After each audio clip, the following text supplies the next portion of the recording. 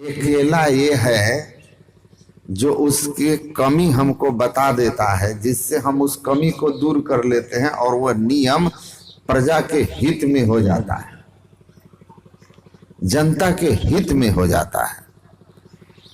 तो हमको लिंकन भक्त नहीं चाहिए, हमको अमेरिका भक्त चाहिए। हमको जनता का हित चाहने वाला मंत्री चाहिए, हमको हमारे मुंह पर सही बोलने वाला चाहिए। तभी हम ज्यादा से ज्यादा योग्य इस देश का राष्ट्रपति साबित होगा। और यही कारण था कि उनके नीति नियमों को जो उनके मुंह पर कमी निकाल के दिखाता था, लिंकन उन लोगों को अपने चारों ओर रखते थे। निंदक नियरे राखिए आंगन कुटी छवाए, बिन साबुन पानी बिना निर्मल करे सुभाए। संत वाणी को मान लिया था, इसलिए उसकी महिमा हो गई। और हम लोग कैसा है बताइए?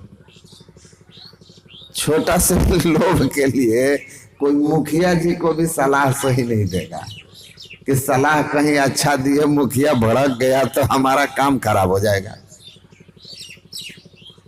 लेकिन अगर सच्चा सलाहकार होगा, सच्चा हितैषी होगा, तो सोचेगा कि भले हमसे दुश्मनी कर ले, अगर नहीं बोलेंगे तो अगले बार हार जाएगा।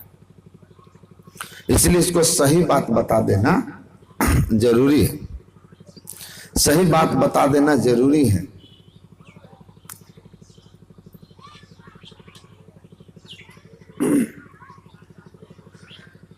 तो सचिव आपके सहायक कैसा होना चाहिए राजा का?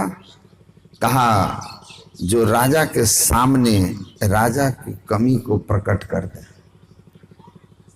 ताकि उसमें संशोधन सुधार कर लिया जाए। सचिव होना चाहिए, मंत्री होना चाहिए, सलाहकार होना चाहिए, जो बिना भय के और बिना लोभ के, बिना स्वार्थ के अपनी ड्यूटी निभाए। विदुर को देखे, महाभारत में विदुर हैं, कितना उनको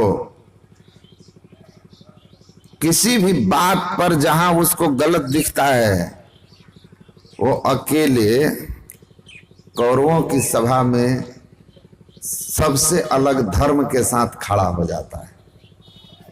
महाराज विदुर वो महामंत्री थे, खड़े हो जाते हैं।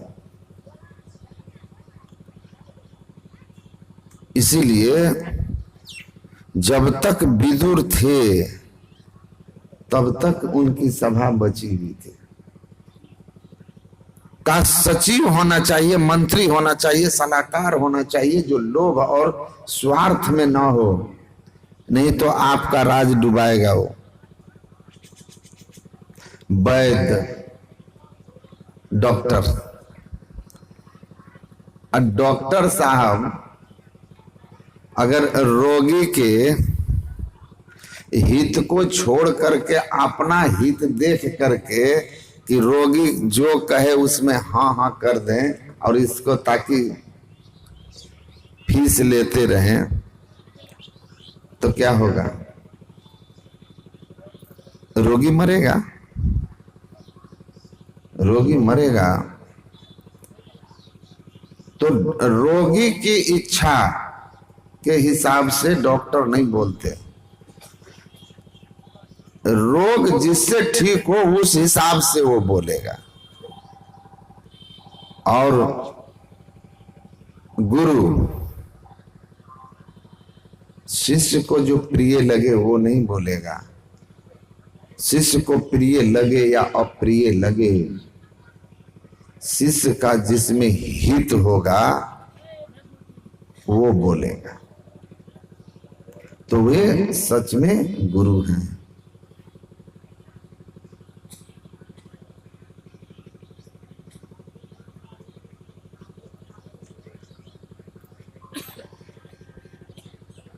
महादेव जी कहते हैं कि रावण के राज्य का शीघ्र ही नाश होने वाला है, नाश हो जाएगा, क्योंकि इनके सभा में विभीषण के अतिरिक्त कोई भी है नहीं जो उसको सही कहे। प्रहस्त कह रहा है। अब जहां पर सैकड़ों लोग हैं वहां एक दो बोल ही रहे हैं, तो उनका महत्व कौन देता है। चले वहां से, लात लगी, कहते हैं सुमति कुमति सबके उड़ रहे हैं। देखिए महत्वपूर्ण बात है कि सबके अंदर में सतोगुण, रजोगुण, तमोगुण का प्रभाव है। जो संत हो गए वो गुण के परे हो जाते हैं। जो गुणातीत अवस्था में हो गया है उस पर संसार का प्रभाव नहीं पड़ेगा। उसकी तो बुद्धि स्थिर हो गई, वो समाधि को उपलब्ध कर लेने पर वह समत्व भाव में रहता है। उसके ऊपर किसी गुण का प्रभाव पड़ता ही नहीं। ओटो सट विकार जित अनग अकामा अचल अकिंचन सुचि सुख धामा। संत तो ऐसे होते हैं, सट विकार जित, काम क्रोध लोभ मोह मद मात्सर्य सबको जीत लिया है। इन सबको विजय है उनका। पाप से मुक्त है, पाप कर्म उनको छू नहीं सकता। झूठ चोरी नशा हिंसा व्यभिचार ये पाप गुण के प्रभाव में रहने पर होते हैं। और किस गुण के प्रभाव में? तमोगुण और रजोगुण के प्रभाव। तो जब हमारे अंदर में रजोगुण बढ़ जाएगा तो हमारी मनोवृत्ति देखिए बदल जाएगी। एक ही आदमी एक जैसा हमेशा नहीं मिलेगा आपको। कभी छोटी सी बात पर वो आपसे भिड़ जाएगा और कभी बड़ा से बड़ा मजाक आप कर दीजिएगा तो वो हंस के रह जाएगा, क्योंकि उसका मन उस समय सात्विक भाव में था। इसीलिए बड़ी बात भी आपने कह दी उसे फर्क नहीं पड़ा। और जब वो राजसी भाव में था, तामसी भाव में था, छोटी बात पर ही वो भड़क जाएगा, भिड़ जाएगा, क्रोध हो जाएगा उसको। तो हमारे अंदर में राजस तामस की वृद्धि रहती है ना, तो जब तामसी भाव में रहेगा वो आदमी तो उसको नींद आएगी, आलस आएगा, धर्म की बात अधर्म बात उसको लगेगा यही सही है। कितना समझाइएगा नहीं समझेगा। विभीषण रावण को समझा रहा है, नहीं समझा, लात मार दिया। भगवान कृष्ण स्वयं आते हैं दुर्योधन को समझाने के लिए कि भैया इस दुनिया में कोई कुछ लेके नहीं जाता है, इसीलिए पांडव भी आपके भाई हैं, उनका भी राज्य पर हक है। आप उनका राज्य उन्हें वापस कर दीजिए, आधा दे दीजिए। यद्यपि पूरे पर हक था उनका, क्योंकि राजा पांडु थे, धृतराष्ट्र राजा नहीं था।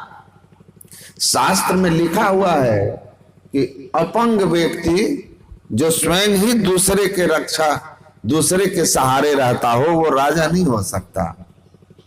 वो जन्मांध थे, इसलिए वो राजा होने का अधिकारी नहीं थे। राजा पांडु थे, जो पांडवों के पिता थे, युधिष्ठिर जी के पिता थे। पर क्या हुआ कि पांडु की मृत्यु हो गई और युधिष्ठिर अभी बालक। तो कहा कि जब तक युधिष्ठिर योग्य नहीं हो जाते हैं, बालिग नहीं हो जाते हैं, तब तक गद्दी खाली नहीं रहेगी। इसलिए संरक्षक के रूप में धृतराष्ट्र को गद्दी पर बैठा दिया गया है। जिस दिन योग्य हो जाएंगे युधिष्ठिर, उस दिन ये गद्दी उनको सौंप देंगे। लेकिन गद्दी पर बैठ गया तो उसको गद्दी का मोह हो गया और उसके अंदर में पुत्र मोह ऐसा जगा कि मैं नहीं बना राजा तो मेरा बेटा बने, योग्य हो ना हो लेकिन बने। भगवान कहते हैं देखो पूरे राज्य का अधिकारी पांडव हैं, युधिष्ठिर हैं, फिर भी आधा तुमने उनको दे दिया था।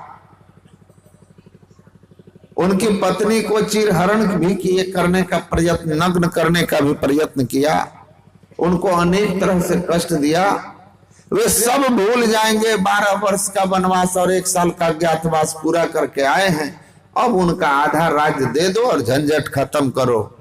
कोई कुछ लेके नहीं जाता है। दुर्योधन क्या कहता है? ये दूसरे का राज हड़पना पाप है,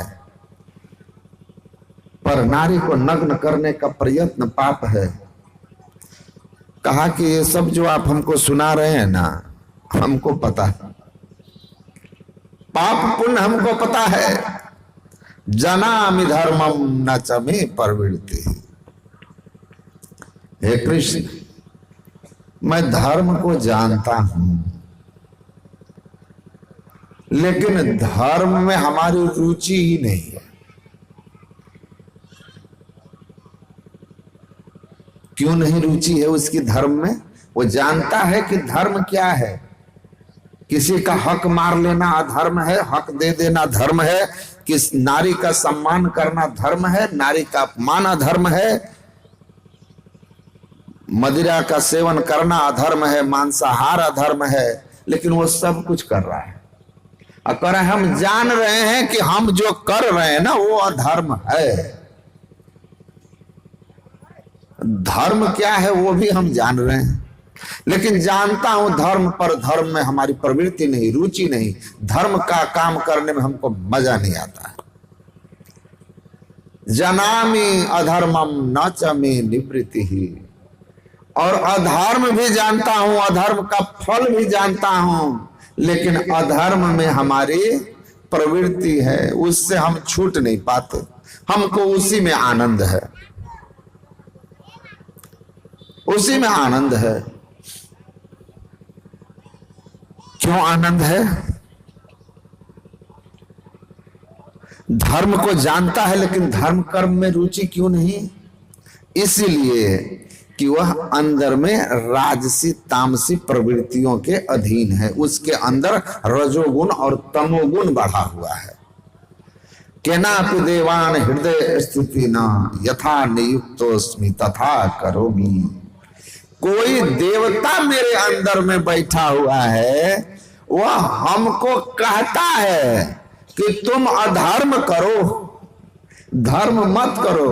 मैं उस देवता के आदेश में चलता हूं। कहा वो कोई देवता नहीं है, वो कामदेव है। कामनाएं इतनी प्रबल है कि सबका हक मार के मैं रख लूं। हक मारी। संसार की कामनाएं कहां से आती है? रजोगुण समुद्भव। भगवान कहते हैं काम ऐसा, क्रोध ऐसा, रजोगुण समुद्भव, महाशना महापापमा विद्धेन वैरिणम। हे अर्जुन, रजोगुण से उत्पन्न होने वाले ये काम, क्रोध, लोभ, मोह, मद, मात्सर्य, ईर्ष्या, द्वेष, ये सब ऐसे हैं, ये बड़े पेट वाले हैं। कितनों खिलाते जाओ ये भरेंगे नहीं। ये विद्वान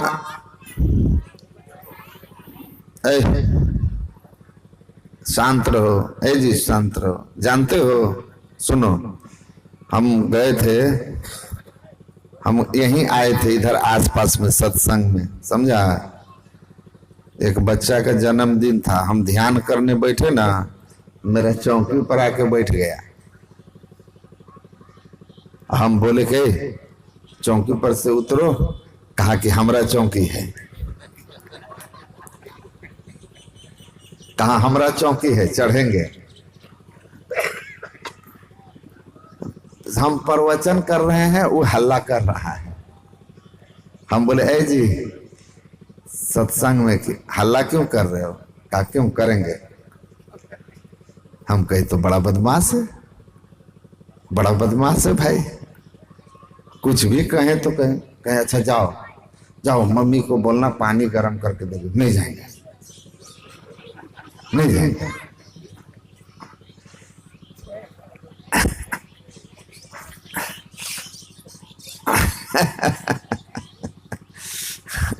नहीं जाएंगे। सुनो, ध्यान से सुनो, तब समझ में आएगा हम कौन गुरु हैं। उसके बाद उसको हम बोले कि तुमको टॉफी खिलाएंगे, हमको गांव घुमा दो,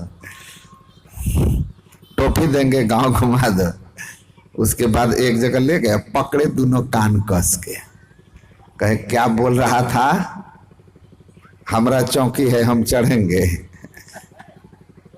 सत्संग करेंगे तो हम हल्ला करेंगे, क्या करिएगा? बोले कान उखाड़ लेंगे तुम्हारा। हमको क्या समझता है, तुम्हारे माँ बाप से हमको डर लगा है, हमको कोई कुछ नहीं बोलेगा, बहुत दुलार करके तुमको बिगाड़ दिया है लोग, कान उखाड़ लेंगे। बोलो, खींचने लगे कान। उसके बाद बोला कि अब नहीं कुछ करेंगे बदमाशी। हम बोले मम्मी पापा की बात मानोगे? कहाँ मानेंगे। कभी कोई बाबा आएंगे उसके चौकी पर कूद के नहीं चढ़ोगे? कहाँ नहीं चढ़ेंगे। सत्संग में हल्ला नहीं करोगे? कहाँ नहीं करेंगे। क्या बाबू, ठीक है ना? हैं? नहीं करेंगे। उसके बाद आया, आराम से बैठा हुआ चुपचाप। एक और बच्चा आके बदमाशी करने लगा, उसी के पड़ोस का। तो हम बोले शांत रहो, तो थोड़ा देर शांत हो गया, फिर वो उधर कूदने लगा। हम कहे सुनो, चलो तुमको टॉफी खरीदवाते हैं।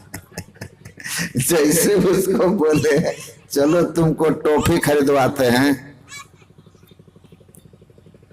तो कहता है वो बच्चा, क्या कहता है उसको, अरे मत जाना, टॉफी के नाम पर कान उखाड़ लेता है।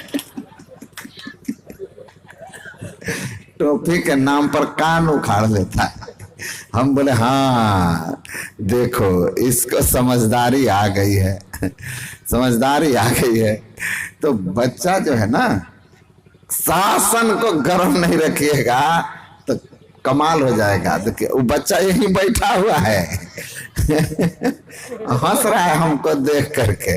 कोई बात नहीं, याद दिला दिए कि हम फिर किसी दिन सुनेंगे तो आ जाएंगे। तो इसीलिए कह दिए शांति से रहो। तो मैं कह रहा था कि देखिए दुर्योधन को कहता हमको कोई प्रवृत्ति नहीं। भगवान कृष्ण कहते हैं जब रजोगुण तमोगुण के प्रभाव में रहोगे, धर्म की बात सुनोगे लेकिन मानोगे नहीं, नहीं मानोगे, सुनेगा मानेगा ही नहीं। कब मानेगा? सतोगुण के प्रभाव में जब आ जाएंगे तब धर्म में प्रवृत्ति होती है। धर्म काम में आपको आनंद आएगा, सत्संग में, ध्यान में, इन सब कामों में आपको आनंद आएगा, और नहीं तो नहीं आएगा, बिल्कुल नहीं आएगा। पंजाब में एक बार हम लोग प्रवचन करने गए थे, एक दूसरे मत के थे। प्रवचन के क्रम में एक महात्मा बोल रहे थे, राम बुलावा भेजिया दिया कबीरा रोय, जो सुख साधु संग में सो बैकुंठ न होय। संत कबीर साहब कहते हैं कि भगवान विष्णु का बुलावा आता है बैकुंठपुरी के लिए कि चलो बैकुंठ में, लेकिन कबीर कहते हैं भक्त रो देता है, भक्त रो देता है, नहीं जाएंगे। क्यों? कि जो सुख साधु संग में है वैसा सुख बैकुंठ में नहीं है। बैकुंठ के सुख से विशेष सत्संग का सुख है, साधु संग का सुख है। वो जो बैठे हुए थे शिक्षक थे गरीबदासी पंथ के, उनको पता नहीं हम लोग जो अंतर साधन की बात करते थे वहां केवल पाठ है, ग्रंथ पढ़ लिया और थोड़ा बहुत माला फेर लिया, और वहां प्रवचन में हो रहा था माला तो कर्मे फिरे जीव फिरे मुख माही, मनवा तो दहुदस फिरे यह तो सुमिरन नाही। माला मुझसे लड़ पड़ी क्यों फेरत है मोही, मन माला को फेर ले काज सरी है तो ही। केते जुग बीत गए माला को फेरते, जीभ छाले पर गए राम को टेरते। माला दीजिए डारी मनवा को फेरिए, अरे हाँ पलटू जो कुछ मिले सो मिले दिले बीच हेरिए। तो यहां तो खंडन चल रहा था, मनमाला को फेरिए। हाथ की माला क्या फेर रहे, मन का फेर ले, कर का मन का डारी। कबीर साहब कहते हैं मन के मनका को फेरो। हाथ में जो मनका घुमा रहे हो ना, माला में जो दाने होते हैं ना, उसको मनका बोलते हैं। हाथ में जो मनका है ना, उसको हटाओ, मन को मनका बना के फेर लो तो तुम्हारा कार्य सर जाएगा। यह माला हाथ में घूम रहा है, जी मुंह में घूम रहा है, मन पूरी दुनिया में घूम रहा है, कौन सा सुमिरन है। और वो लोग यही करते हैं, यही करते हैं। तो उनको चीड़ होता था कि ये तो अब सच बात कहो, तो कहते हैं कि भाई कैसे दोस्ती निभेगी। कह कबीर कैसे निभे बेर केर के संग, वह दौलत सुख आपने इनके फाटत अंग। कहते बेरी का वृक्ष केला का वृक्ष एक साथ रहेगा, दोस्ती निभेगी। हवा चलेगी तो बेरी का वृक्ष जब डोलेगा तो उसके कांटे से केले के पत्ते फटेंगे। तो सद्ज्ञान की बात जब संत कहेंगे, धर्म ग्रंथ की बात जब कहेंगे, और जिनके पास है केवल ऊपरी ऊपरी, तो वो तो भड़क जाएंगे, भड़क जाएंगे ना। मांस मछली अंडा खाओ और एक दो बार कह दो भगवान सब माफ कर दीजिए आपका चेला है, तो इससे माफ नहीं होता है, तो बुरा तो लगेगा। तो कहा कि ये आप लोग के साथ में वैसा कोई आनंद नहीं आ रहा, आप लोगों के साथ में ऐसा कोई आनंद नहीं आ रहा। कैसा आनंद?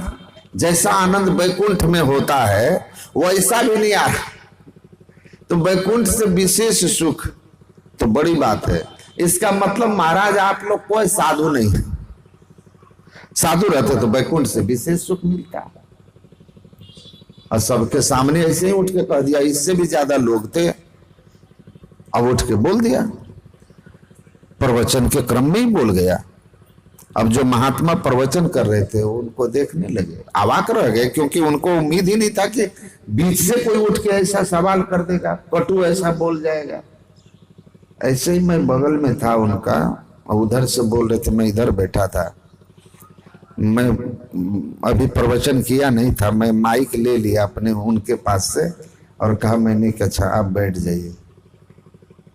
बैठ गए। मैंने कहा कि सुनिए, कबीर साहब ने जितनी भी बातें कही है ना, वो उनकी सारी वानियां एक विशेष लोगों को संबोधित किया हुआ है। क्योंकि कबीर अपनी हर वाणी, हर पद के अंत में एक बात कहेंगे, कहे कबीर सुनो भाई साधु। कबीर जितना कुछ कहेंगे बाद में कहेंगे कि हम जो कह रहे हैं साधु के लिए कह रहे हैं। और साधु किसको कहते हैं? शास्त्र में लिखा है सत्व प्रधाना साधु, जिसमें सतो गुण की प्रधानता है वो साधु है। और जो तीनों गुणों के परे हो गया है, हरि है गुण के बीच संत है गुण के न्यारा, तीनों गुण से जो परे हो गया वो संत है। वो शांति और स्थिरता को प्राप्त कर लिए, वो परमात्मा को प्राप्त कर लिए, वे परमात्मा में मिल गए, परमात्मा की तरह स्थिरता और निश्चलता आ गई। जिसमें सतोगुण की प्रधानता हो गई वो साधु हो गया, जिसमें रजोगुण तमोगुण की प्रधानता है वो संसारी हो गया, वो संसारी हो गया। महर्षि अरविंद ने कहा सन्यासी और गृहस्थ में क्या अंतर है, किसको कहेंगे सन्यासी किसको गृहस्थ? तो उन्होंने वस्त्रों की बात नहीं की, उन्होंने कहा कि one who is more interested in inner world and less in external world, he is सन्यासी। और साधु सन्यासी है जो अपने आत्मा के दुनिया में, अंतर जगत में, अपने भीतर में जो हमेशा रम रहा हो, जो अपने अंतर की ओर हो, अपने अंदर मन में उठने वाले विकारों की ओर हो, लड़ रहा हो। सूर संग्राम है विकट बेड़ामती, साध संग्राम है विकट बेड़ामती, सती और सूर की चाल आगे। सूर संग्राम है पल दो पल का, सती संग्राम पल चार लागे। साध संग्राम है रैन दिन जूझना, देह पर जंत का काम भाई। कहे कबीर टुक बाग ढीली करे, उलटी मन गगन से जमी आए। साधु कौन है, सन्यासी कौन है? तो कहते हैं जो अपने अंदर के संघर्ष में लगा हुआ है, भीतर जो स्वयं से संघर्ष कर रहा हो, अपने मन से जो लड़ रहा हो, मन में उठने वाले किसी भी राजसी तामसी विचार के साथ तुरंत भिड़ जाता है और तुरंत उसको अपने गुरु के दिए हुए युक्ति से नाश कर देता है। मन में कोई ऐसा विचार आया जो संसार की ओर खींचने वाला हो, उस विचार के विपरीत तुरंत गुरु मंत्र दियो जो दया करके सोई श्वास में श्वास उचारियो जी। वो तुरंत गुरु मंत्र को जप करके अपने अंदर के संसार को हटाता है और इस तरह से अपने अंदर में सात्विक भाव को बनाए रखने के लिए उठने वाले राजसिक भावों से, हमेशा तामसिक भावों से संघर्षरत हो गया है। अपनी अंदर की दुनिया में जो भिड़ा हुआ है, लगा हुआ है, कहा वो सन्यासी है। आज जो अंदर के छोड़ दे, चलने दो, मन में जो सब हो रहा है होने दो, बाहर की दुनिया में लड़ रहा है, संसार के लिए जो भाग रहा है, दौड़ रहा है, अपने अंतर जगत में संघर्ष नहीं कर रहा है। रजोगुण तमोगुण के प्रभाव में है, ये चाहिए वो चाहिए, ईमानदारी से चाहिए, बेईमानी से चाहिए, जैसे चाहिए, लेकिन सबका हमारा हो जाना चाहिए। कहा वो संसारी व्यक्ति है, गृहस्थ है। अब आप अगर भेष आपका कैसा भी हो, लेकिन अगर आप अपने मन से लड़ रहे हैं तो आप साधु हैं। शतो गुण में अपने को बनाए रखने के लिए हमेशा साधनशील हैं। इसीलिए न कहा कि काम धाम करते हुए भी जप करते रहना, ताकि भीतर संसार ना आए। संसार आना मतलब रजोगुण ना आ जाए, जिससे तुम पाप और पुण्य का ख्याल छोड़ करके और उस वस्तु को पाने के लिए प्रयत्नशील हो जाओ। साधना करते हो तो सावधान रहो, मन से लड़ते रहो। रजोगुण का प्रभाव है, भिड़ान हो जाएगा, बाहरी की दुनिया की ओर भागेगा चित्तवृत्ति आपकी। उससे रोकना है अपने आप को, हर पल भिड़ना है। मैंने कहा कि सुनिए, कबीर की वाणियों के दो धारी तलवार जैसी अर्थ होती है। यह भी हो सकता है जो आप कह रहे हैं कि आपको हम लोगों के सत्संग में वैकुंठ का सुख नहीं मिला, तो हम लोग साधु नहीं हैं। यह भी हो सकता है कि हम लोग साधु हों और आप साधु ना हो, क्योंकि कहे कबीर सुनो भाई साधु। आप श्रोता साधु ना हो, अर्थात आप श्रोता अंतर जगत में इंटरेस्टेड ना हो, आप श्रोता परमात्मा में इंटरेस्ट न रखने वाले हो, आप अपने अंदर में राशि तामसिक प्रवृत्तियों के अधीन हो, आप सात्विक भाव में ना हो, इसीलिए आपको अच्छा नहीं लग रहा है। तो दोनों बातें हो सकती है। तो हम तो अपनी जानते हैं कि हम क्या हैं, आप अपनी सोचें कि आप क्या हैं। अगर आप हैं ऐसे कि अपने अंदर के काम क्रोध मोह मद मात्सर्य ईर्ष्या द्वेष इन सब को दबाए हुए रखते हैं और अपने अंदर में एकदम सर्वे भवन्तु सुखिनः इस भाव को बनाए रखने के लिए प्रयत्नशील रहते हैं कि चाहे दुश्मन हो चाहे शत्रु मित्र जो भी हो, हे ईश्वर सबका भला करो, ये सात्विक भाव है। सर्वे भवन्तु सुखिनः सर्वे सन्तु निरामया सर्वे भद्राणि पश्यन्तु मां कश्चित् दुर्भाग् भवेत्। सभी सुखी हो, सभी निरोग हो, हे ईश्वर किसी के किस्मत में तुम दुख मत देना। ऐसे भाव जो अपने अंदर बनाए रखता है क्या साधु है। मैंने कहा अगर ये भाव आप बनाए हुए हो तो फिर हम साधु नहीं हैं। अगर आप अपने अंदर में कभी काम, कभी क्रोध, कभी लोभ, कभी मोह, कभी ईर्ष्या, कभी द्वेष, इन सब विकारों के शिकार हो रहे हो, तो फिर आप साधु नहीं हो। तो ये थर्मामीटर तो आपको अपने भीतर अपना लगाना है, हम अपना लगाएंगे। तो एकदम चुप होके बैठ गया। तो भाव जब हमारे अंदर में सतोगुण होगा तो हमारे अंदर परोपकार की भावना आएगी, दया, करुणा, क्षमा, संतोष, विराग, विवेक, ईश्वर भक्ति, सत्संग, ध्यान, आपस में प्रेम, मेल, भाई बहन, परिवार, समाज, सबके प्रति आपके भाव सात्विक रहेंगे, अच्छा होगा। और जब आपका स्वार्थ जगेगा रजोगुण में, तो जिन जिन लोगों से आपको लगेगा मेरे स्वार्थ पूर्ति बेईमानी में बाधक हैं, उनसे आपकी दुश्मनी हो जाएगी।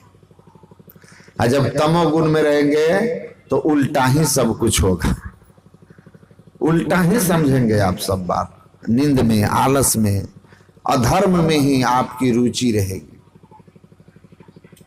तो महापुरुष लोग कहते हैं देखो ये 3 गुण का प्रभाव सामान्यतः सब में है। तो कभी सतोगुण बढ़ जाता है तो हम बड़ा खुश प्रसन्न रहते हैं, भीतर प्रसन्नता रहती है, शांति रहती है, सबसे मिलते जुलते हैं, हंसते बोलते हैं। और रजोगुण बढ़ गया तो हम संसार की चीजों को कैसे ले लें, केवल बाहरी संसार संग्रह करना है, स्वार्थ में हम डूब जाते हैं। फिर रिश्ते नाते नहीं, स्वार्थ प्रमुख हो जाता है, त्याग खत्म हो गया। सतोगुण में त्याग है, रजोगुण में स्वार्थ है, तमोगुण में तो समझिए कि मूढ़ता है। और ऐसे लोग के लिए तुलसीदास जी महाराज ने कहा है, ते नर नरक रूप जीवत जग, भव भंजन पद विमुख अभागी, नहीं सतसंग भजन नहीं हरि को, श्रवण न राम कथा अनुरागी, सुतवित दार भवन ममता निशी, सोवत अति कबहू न मति जागी, सुकर स्वान श्रृंगार सरिस जन, जनमत जगत जननी दुख लागी। तुलसीदास जी महाराज कहते हैं कि ऐसे लोग ईश्वर भक्ति से विमुख होते हैं और ये चलते फिरते नरक रूप हैं, क्योंकि ये स्वयं में दुख हैं। ये अपने तो दुखी रहेंगे ही रहेंगे, इनके संग में रहोगे तुम भी दुखी हो जाओगे। इसीलिए कहा तो जो मन हरि विमुखन को संग, और जिनके संग कुमति उपजत है, परत भजन में भंग। ऐसे हरि विमुख लोग, कुमति वाले, जब रजोगुण तमोगुण बढ़ा हुआ है, कुमति है, कुमति उल्टी बुद्धि, इनका संग छोड़िए। ये नरक हैं, दुख रूप हैं चलते फिरते, और आपको भी दुख में डालेंगे। ये तो सुकर सियार श्रृंगाल सरिसजन, ये तो सुअर श्रृंगाल इन सब के समान हैं। इस धरती पर आए हैं अपनी माता को दुख देने के लिए, परमात्मा पद के विमुख हैं, संसार के अनुमुख हैं, अनुरागी हैं। ये माता को दुख देने आए हैं। देखिए माता को दुख दिया ना धृतराष्ट्र, दुर्योधन, दिया कि नहीं दिया? 100 भाई को मरवा दिया, अपने भी मर गया। माता गंधारी को कितना कष्ट हुआ, 100 पुत्र उनके मारे चले गए। माता को दुख देने के लिए आए, सबको दुख देने के लिए आए हैं, क्योंकि ये है ही दुख रूप।